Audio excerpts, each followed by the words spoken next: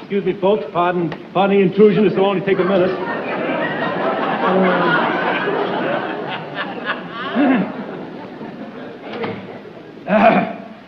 Fellow sewer workers, we are gathered here tonight to do honor to a great man.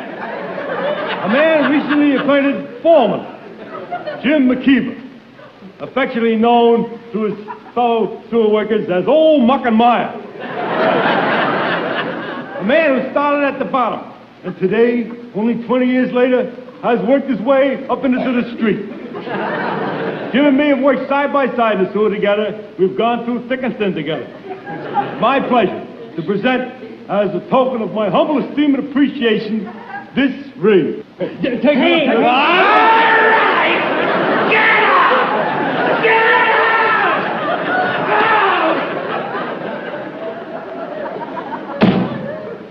Old Muck and Mike.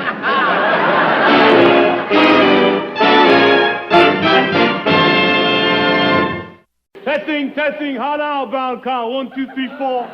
You want to hear? Lower your right shoulder. Go! The Honeymooners Podcast, the only podcast that is all about the greatest show of all time. With the stars, Joe Conti and Louis Fatts. Welcome, fellow raccoons and raccoonets. What's happening, all you hurricanes, Bensonhurst bombers, and all the August Gunthers of the world? You're listening to the Honeymooners Podcast with me, Joe Conti, and my pal Louis Fatts. Greetings. The only discussion-based podcast all about the greatest show of all time. We record in the Non-Productive studios in Clifton, New Jersey, and subscribe to the show where you get your podcasts. And if you're on iTunes, give us a 5-star rating and leave a positive review. Our home base is the Non-Productive site, so if you want to just go and listen to the show on the website, it's non-productive.com/honeymooners. Also, we have our Honeymooners Podcast Facebook page, and that's it. How you doing, Louis? Doing good, Joe. Number 17. Episode number 17. Yes. Amazing. And we actually have it right. You got it right this week. Yeah, on the 15, I thought it was 14, or 16, I thought it was 15, because we're a week 12, behind. Yeah, 12 we thought was 10. Yeah, we're a week behind, but it's definitely episode number 17. Yeah. And we got a busy show today, so hopefully we'll be able to get most of the stuff that we want to get in. But first off, I just want to say, Louis got an email from somebody who I would have never thought. Yeah. We got an email from an 18. First of all, it's an 18-year-old kid, Which is amazing right there. That's an 18-year-old kid. 18-year-old kid who claims to be a DEFCON 4. Yeah. Not a 3, but a 4. 4. And he is a fan of our show, but obviously he's a huge fan of the Honeymooners. The thing is, the kid's from Italy. Yes. And he said in his email, the only reason he found out about the show is because of the internet. Yes. They don't play the show in Italy. No. You just can't trust those Italians to put out good stuff through the airwaves. Quare mare come bello. Take me back to Sorrento, 1898. Ernesto de Kista. Ernesto de I Kista. give up. I give up. But yes, so Sammy P, give a shout out to you. I didn't want to put your last name out there, but very nice email. I emailed him back, and so did you. Yeah, I did too. Yeah, and so we're international, yo. Oh yeah, here we go. But it was good to hear from him, and seems like a nice kid. Yeah. And 18 years old, and he's already a huge fan. So he must have gotten turned on. Well, one of the things he was saying is that there's no one really to talk to it about. Yes. He's such a fan, but others aren't. Right. So if he says RX to somebody. Yeah, they won't know what he's talking about. They'll be like, che cazzo che stava cazzo over fa? Chi sta stronzo vi parla come pazza? That's about as much Italian as we know, right? Yeah. It's like to get out of Yeah, us. only the curses and calling your son crazy Yeah. or stupid or lazy or something. Stunade, Joe. Yes, do not, you. But yeah, so I thought that was really cool, Yeah, it was. So a big shout out to Sammy P in Italy, and dude, it's great. Oh, yeah. Whenever you hear about a youngster listening to something that is classic and old and something that, only people of that era would normally like, it's great. Yeah. So thank you, Sammy, for giving us a listen. And hopefully we'll get some more teenage Italian kids listening to the show. Not some mook from Brooklyn. Whoa, these two guys over here. They're always making fun of Italians. I don't understand. All right. I don't know get it. Also, real quick, we wanted to, we have a voicemail, and we wanted to play the voicemail real quick. It's a quick little voicemail. And he says his name, but I think you'll all, especially if you're on Facebook and you're part of the groups, you should know who this man is. Hey, Joe and Louie. This is your old pal, Edward Lillywhite Norton. And I'm calling to invite you two full-grown nuts to a concert Friday night. That's right, Basil Fomine and his orchestra, they're going to be at the Colonnade. And I happen to have 2 extra seats available. If you're going to go, just meet me outside the front door. Oh, and by the way, I think your podcast is the biggest thing on iTunes. I really do. Keep up the great work, guys. And maybe I'll see you Friday. RX. Nice. Of course, Edward Lillywhite Norton, who does the Honeymooners Trivia Podcast. And what's cute about he obviously did it, as a little goof with us. Yeah, of course. He threw in a bunch of references. Yes. But the big reference that we were just talking about, because it actually pertains to this episode that we're doing, is the RX. The RX, yeah. Now, the RX is it's one of those classic lines that sometimes you don't realize that it's how big and great it is. Yeah. Because I almost forgot about it until I really started getting the resurgence back into the when I really dove into it. So I think it's one of those, unless you're like a DEFCON 3 type of person, you might not, it's not one of those lines that like everybody knows. Like, dude, how we always say that some certain things are overstated. Like people don't realize that they're not like the Baby You're the Greatest. Yeah. It's only at the end of like 9 episodes. Yeah, it's all. It's not. People think it's all 39, but it's not. It's and not. Another one is I got a big mouth. You got a big mouth. He only does it like twice. He does it twice in one episode, and I think he does it one more time in one another. other time. Yeah. And I thought another one. Which one's that? What a grouch. What a grouch. They kind of always what a grouch. Sheesh, what a grouch. I think he only says that once. Yeah. And they use that in the cartoons, and whenever there's a parody of it, that seems to be the biggest thing that they always use. He only said it once. There you go. It's just the perception is always different than the reality, especially with the little things. Yeah. But with his thing, he did the concert with the 2 tickets. Yeah. And if Colonnade room, the Colonnade room, Basil Fomine, and then also I think you guys, it's the biggest thing on iTunes. The Basil Fomine. So we covered a lot. He sure did. Eddie Lillywhite Norton. Yeah, in 39 seconds, he covered about 8 episodes and lines. So we appreciate it, and of course, check out Edward's podcast. It's the Honeymooners Trivia Podcast, and it's very good. And also, he has Brian Carney. Art Carney's son, he does one trivia question every episode. Yeah.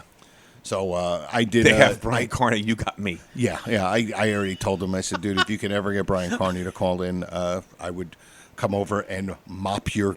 I'll mop your garage. Yeah, wherever he lives. Whatever you do, I'll mow the lawn. I'm Italian. I can mow lawns. But all right. So we want to get into, and you know what, Louis is so observant, and I think his take on things are so great, and I think that's one of the reasons why this is so much fun to do. But you really kind of opened my eyes to a few things, and you're also opening my eyes to how great Palomine is. Palomine's one of the best episodes. So it's definitely in your top 5. Yeah. Definitely top 5. It's from start to finish. It's full. There's something happening throughout this whole show, right? And it's one of the best. One of the best. And when you because it's like, yeah, you're right. There's a constant. Oh, and the characters. Look at the characters. Yeah. Look at all the characters. When you start out from, Norton's party with, Jim McKeever. Right. The guys that come The down. guys that come down, right. Going It's a very busy episode. It is. There's a lot of people in this episode. Right. You got the guy that comes to the door, one of my favorite characters. Right, the guy. That guy, and then There's an explosion. Norton was hurt. Norton was hurt. Yes, he was. And he just stands there watching Ralph. He's like frightened. Yes. He's probably like, I can't wait till this bit is over with. And you bring up the fact that he's wearing like an overcoat. Yeah, It's like this jacket's like 3 sizes too big. The hat's 2 sizes too big. And then, of course, there's Teddy Oberman. Then we go into which one of the scenes we're really out of that we're going to go into in depth is the hospital scene. Yep, the hospital scene. That's where we're pretty much going to start right before the hospital scene, only because there's one really great or a moment where you're like, what the? Why? Why does he say that? Yeah, it's a. And that's where we're going to start. Yeah, okay, we'll start. So we're going to start with Palomine, and we're going to start right before the hospital scene. Right. Okay. And we're definitely going to do a lot more of this type. We're getting really good. We are getting feedback, really good positive feedback from people who like us dissecting episodes and scenes from or at episodes. least scenes. At least scenes from episodes. Yeah. People really love it. Right. They really love it. So we're definitely going to do more of these. And now this one is from Palomine, episode number 8 from the series. And now we're going to catch it right when Ralph and Teddy Oberman are sitting there eating, and Teddy Oberman is eating like a cavone. What is a cavone? He's got carrots in his... That's a morte de fame. Yeah.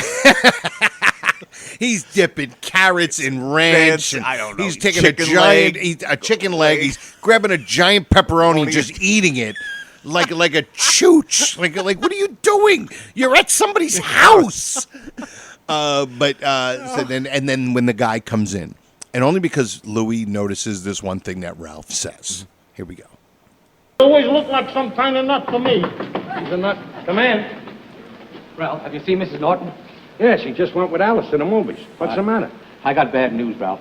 There was an explosion in the sewer on Himrod Street. Norton was hurt.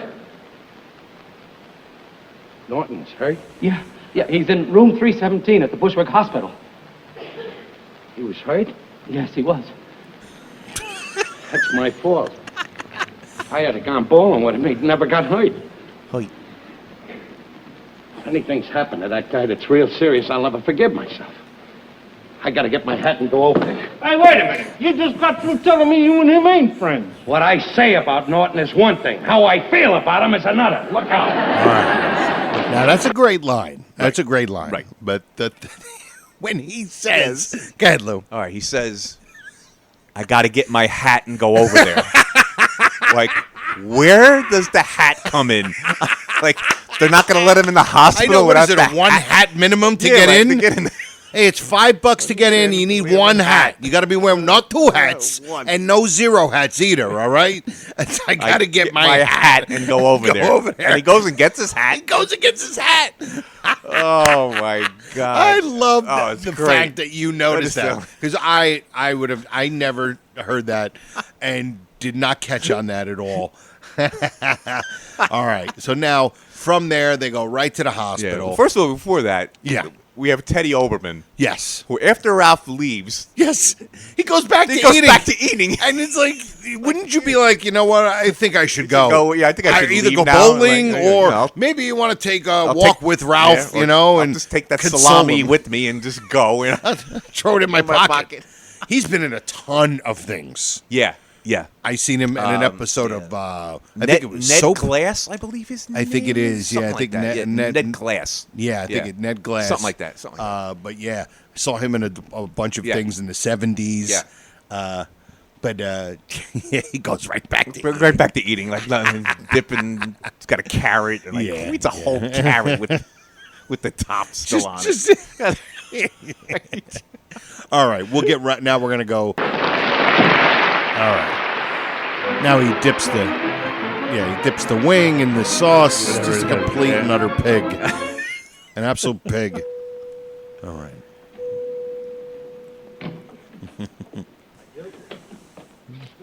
Well, Mr. Norton, you're a very lucky man. If you had been anywhere else in that sewer, it might have been a very different story. Well, I guess you're right, Doc. I hope I didn't cause you a lot of inconvenience. I was telling the guy in the ambulance, there's nothing wrong with me. I'm not hurt. The only thing that happened to me was the manhole cover landed on my head. I mean, that's happened hundreds of times. In the sewer, that's an occupational hazard. Well, we had to bring you in and make a check. Yeah. You're going to make a check. Make a check. Very, very medical. We're going to make a check. Make a check. Yeah, make that check out to Edward Lillywhite Norton. Hey, we got to make that was a bit of a flub, I got to tell you. Yeah. Because I don't know if it was written that we would have to make a check. Make a check. Yeah, I think he was saying we're going to have to just check you over. Check you over, yeah. Make an exam. Do an exam. Yeah, make a check. Make a check. Okay. All right, Doc. Yeah, make that prescription for OxyContin out to Joe Conti. All right, here we go. In fact, if we weren't short for bed space, we'd keep you here overnight. Well, I appreciate that very much, Doctor, but I better be getting home now. How do I get out of here? Well, the elevator's right there, but first you have to check out at the receiving desk down the end of the corridor. Oh, I see. RX. All right. Oh, my God. That's an amazing line. Now, there's another thing me and Joe were debating, or not debating, but basically discussing. Was it ad-libbed or not? Because if you look at the expression on the doctor's face, He almost because he does a double take. Double take, like. And then he kind of shakes his head, and he's shakes laughing. his head. He's got this little smirk on his face. This smirk on his face. And I don't know if it. Either way, if that was written or if it was ad-libbed by Art Carney, it's still brilliant. It's because it's become part of our vernacular. Like me and Joe, when we text each other, but we end it with RX. RX. And that's yeah. and that's like saying regards. Yeah. RX later. Yeah, later. It's almost like it's our Yeah, it's our 10-4. It's like it's like our affirmative, like RX. Yep, RX. Yeah. And even one of our emailers. One of the three emails that I've gotten, he ended his with RX also. RX, yeah.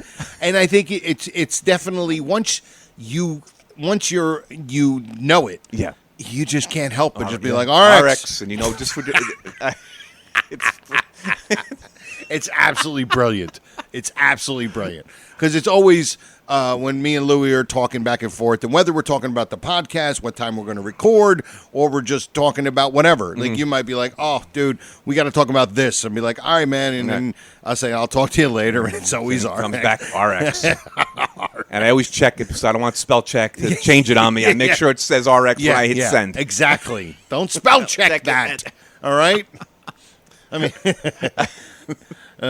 all right. So now he goes back, and now Alice and Trixie. Alice Trixie show. No. Or is this when Ralph comes in?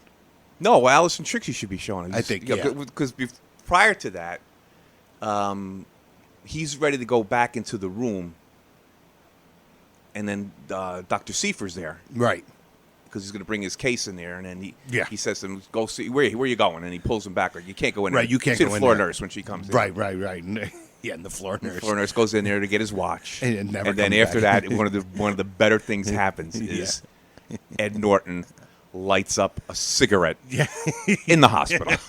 And this is going to be a homework for everybody listening. Yeah, we got homework. Homework assignment for everyone. Dr. Hyman, is 317 available now? Yes, Dr. Seifer. Well, good. I can put my emergency case in there. I'm just going to give him a transfusion. Right. Good night, Doctor. See you tomorrow, Doctor. Doctor. Bring him in here, Doctor. please. He hits the wall. That's great. That is great. And by the way, that's not the same. I thought the other guy pushing. Yeah, it's a different guy. Yeah. It's just probably a similar. Stagehand. Very handsome looking guy. Yeah, similar, tall, and 1950s. Gleason was probably like, get this handsome looking guy off here. Yeah. I don't need anybody to make me look worse than I already am. So now the doctor was it Dr. Seifer? Dr. Seifer. Yep. Nurse, I'm prescribing a transfusion for the patient in 317. And, no visitors. I'm going to give him a sedative now. Yes, doctor. Now they come back out. Yep. And they're like, all right, get out of the scene. Nurse, where's 317? My buddy's in there. I'm sorry, sir, but doctor's orders are no visitors. No visitors? Dr. Seifer's in there. He's getting the best of care. It's that serious, huh? Look, I want to know, just how bad is it? Is it real bad? Is this Dr. Seifer any good? He's the best we have. He's getting the best of care. So I guess the other doctors are absolutely crap. Probably, yeah. You're saying like you're lucky you didn't get Dr. McDonald. That's what we. Yeah, lucky you didn't get Dr. McGarrity. He's put him on blood assignment. He's Dr. McGarrity. He's a real jealous doctor. Look, I want him to have the best of everything. I want him to have nurses around the clock, specialists, surgeons, anything and all. Just charge it to me. I got $75 laying around in my bank account. And now he's going to have a transfusion. Let me give him the transfusion. Is this him? Let me give him the transfusion. Is this him? Doc, that's my buddy in there. Let me give him the transfusion. All right, if you're type A, we'll be glad to use you. So now, type A, right? Yes. That's what it is. All right, so Type now. A. I think it was our first tribute, one of our first tribute questions. Right, yeah, I think it was. Tell Dr. McDonald that this man is type A. We'll use him immediately. Dr. McDonald? Doctor. Right this way, sir. Thanks, pal. Thank you. It's all right. Thanks a lot.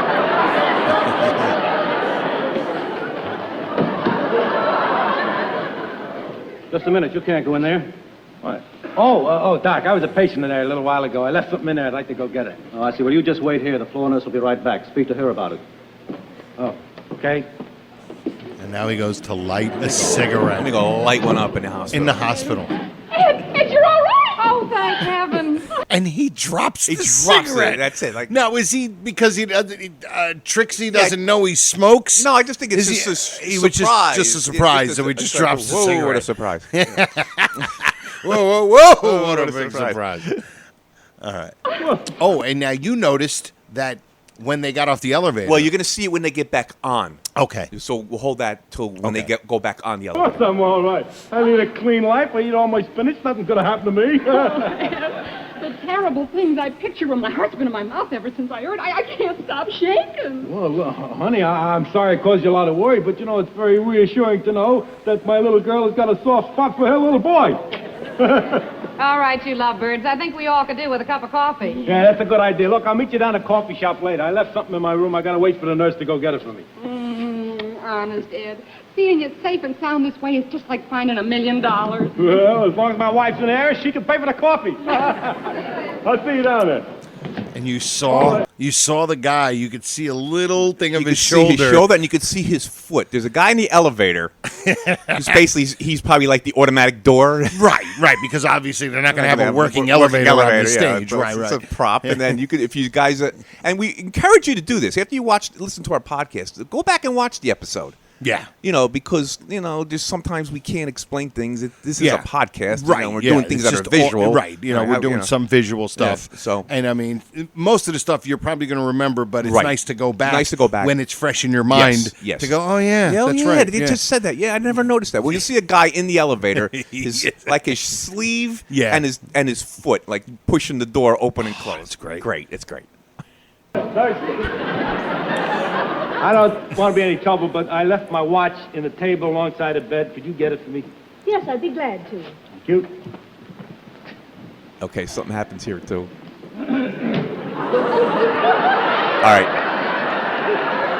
All right, the nurse. So now the nurse now goes in the room. Goes in the room. And she never comes out.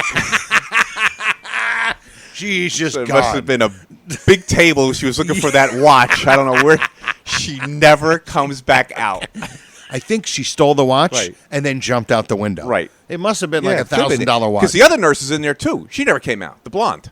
Oh yeah, that's right. But I can understand her staying in there with the patient. Right. That's okay. Exactly. Yeah. So now, of course, Ralph is on the gurney and he's being walked through, and he walks right past Ed. And the gurney's funny too because now the gurney's being pushed by one of the guys from the previous gurney. Right. And But now- not the other guy not that the other actually guy. bashed it into the wall. Right. Now it's the doctor, I guess. The right? doctor's Dr. doing Seifer, Dr. right. Seifer and Eddie Hanley, I Eddie believe his Hanley, name yeah, is. the phone guy The phone and- guy yeah, and the aerial guy and the yeah. stage manager. And, Yeah. That guy. And now the wave is great. Oh, that's The wave is so great. Phenomenal. Just kind of, buddy, how are you? What are you doing here? Do you hear the uproarious laughter? Yes. Like how funny and like just everything culminating at that moment. I can't speak well. Yeah, that's okay.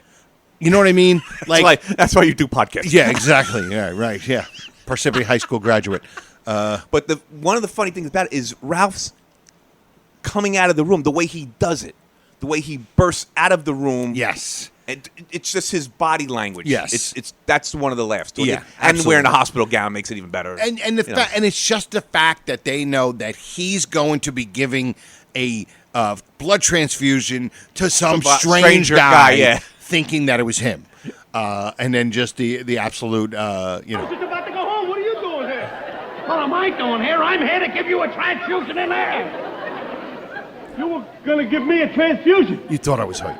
You thought I was hurt. Only a guy's greatest power would do that for him. I'm telling you, you're one of nature's noblemen. Ralph, I'll never forget this as long as I live. Mr. Scranton, patient's ready. Will you come in now, please? Okay. See you later, Norton. Okay. Ralph. Okay, Ralph. Hey, Doc, while you got him in there, will you see what you can do about getting that ring off his finger? Yes. Yeah. I mean, what a great way to end with a giant callback to the beginning part of the story. Yes. Like, you know what I mean? It wasn't just a callback to one thing. It was a callback to the whole premise. It was the whole premise. It's the whole premise of the show. The ring on the finger. On the finger. Yes. And then he gets all mad at him. And then the best is when he just, again with the doctor. He just pushes the doctor. Like, all right, let's go in there. Yeah. Like, he's so disrespectful to doctors. Like when he the did other it with the psychiatrist. Yeah, with like, knock it out. All right, yeah. Get your stuff and get out of here. Just absolutely great. And then like I said, a perfect. I mean, this might be the best episode of the whole series. I'm going to say this might be. It's dude. You have me convinced. It's definitely top 5. You know why, Joe? Easily. You know why, Joe? It's start to finish. Yeah.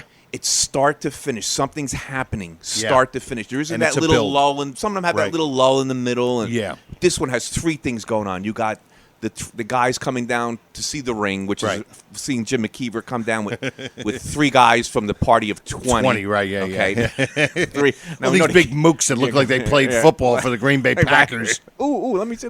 So that's where it starts there. And guys so excited to see a ring, which is hilarious. Yeah, like hilarious. Like, ooh, let me see. So, and then you have the other thing between Alice and Ralph with the ring.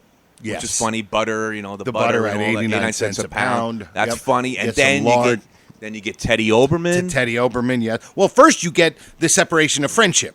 The friendship's over. Yeah, yeah. Then you get Teddy Oberman. Then you get Teddy Oberman. You get the guy at the door. Guy the guy at the door. Thinks Ed is hurt. Yep. Yes, you go down to the hospital. Ed's not hurt. Right. He thinks he's hurt. He's going to give him a blood transfusion. Right. Finds out he's not going to need a blood transfusion. No. And then they tie it all at the end. Can you get the ring off his finger? It's perfect. Amazing. Perfect. That's why it's one of my top 5. I know we always talk about this, and it's so hard if somebody says, if you're really a fan like we are, name your top 5. Well, it's the hardest thing to do. There's like 12 in my top 5. So, So, but this, if I had to really narrow it down, this is one of them. Definitely one of them. You're on. It's definitely one of them. You've convinced me, my friend. Okay. You have absolutely convinced me. So that was our little breakdown of the hospital scene and pretty much the whole episode. We did the whole episode. We basically did. What we missed was the Jim McKeever part. Right. But the point was that it built up. It was It was a great. Slow build, but it was a constant. Get to that plateau. Constant build up. Yep. And then, and the fever pitch is when he is going across there and he sees Ed and he waves to him. The wave is great. The wave, like, what's up, buddy? Yeah, the wave is great. Yeah. Like he saw a military guy with a flag. Like, there you go, sir. Hey, Ralph. And then just a fever pitch, And then it kind of comes down and then boom. The ring at the end. That's it. Absolute perfection. Great. Oh, phenomenal episode. Great episode and great scene. Yeah. So, we're almost at 30 minutes. No way. Yeah. Oh, God. So why don't we just do, what do you want to do? We want to do, we just have to do the one flub. I don't care. We got to do flub. We got to do the flub of the week. And the flub of the week No, is, I'll do, Joe. Let me give the trivia, then we'll do flub of the week, then we'll And give the answer after. Okay. All right, the trivia question this week is going to come from the income tax, which is what, the Worry Wart, I believe? Worry Wart, Worry yes. Wart episode. What is the name of the IRS agent that Ralph has to see? I know this one. I think I know this one. All right. First, I just want to, real quick, this isn't a flub. This is just one of the funnier moments, and I have the moment. It's from the drunk. It's something we both noticed the 3 episodes ago with the drinking scene when Ralph says, What do you say, Ralph, that we rip in a little song? That sound, I never noticed that sound. But him go, nah. I mean, it's just. What do you say, Ralph, that we rip in a little song? You know what it is? It's something fresh. That's what makes it great. That's it's what's fresh so great. because we just discovered it. Yeah, we just discovered it. Yes. So that's the greatness behind that. But we're gonna do flub of the week, and it's such an obvious flub, and it's probably one of the best flubs. Of the whole series. Yeah. But we just wanted to do it. Yeah, because it's going to have flub of the week. I'll bet you there are people right now that already guessing which flub it is. Because it's the best flub. And here it is. We don't have an intro. Shoe polish? In the top left-hand drawer. It's not in the top hand drawer.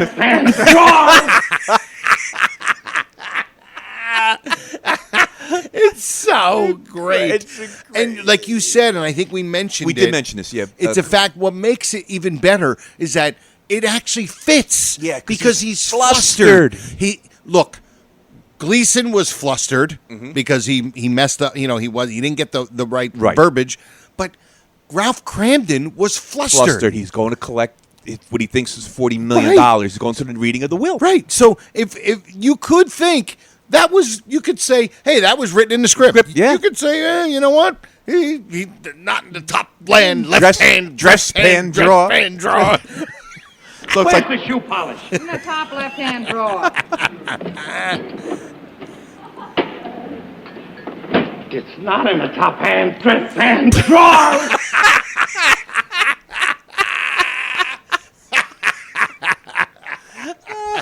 Oh, it is so dress great. pan drawer. Is he trying to say top left dresser drawer? Yeah, I guess that's where dress comes from. It's left hand dresser drawer.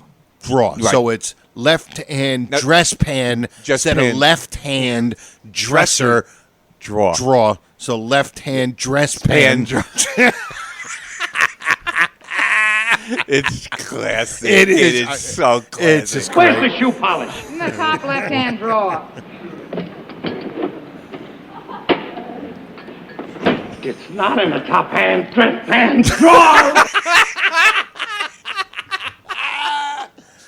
Oh God. Oh my God. All right. So now we'll just do the trivia, and we'll finish up the episode. Yeah. As soon as you say it, I can't think of it.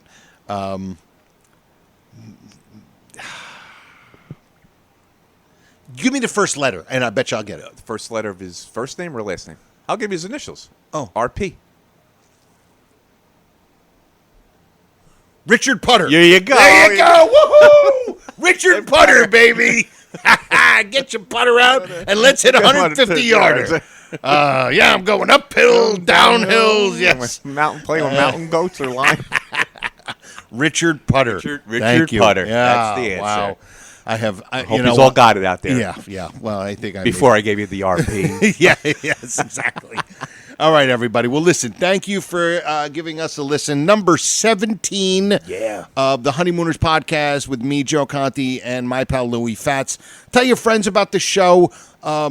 Share the link, the Non-Productive.com/honeymooners.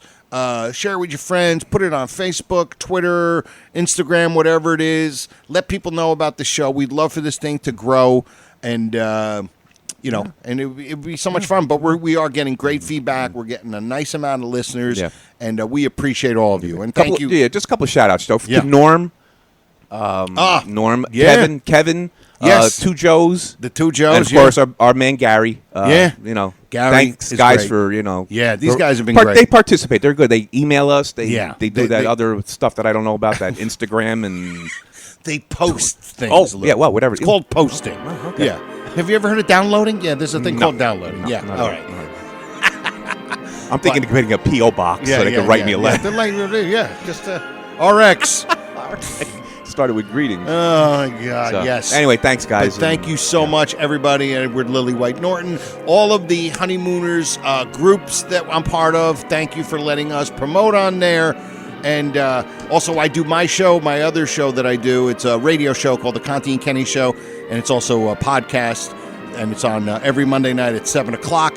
And that's it. So we will see you next time. Night, all.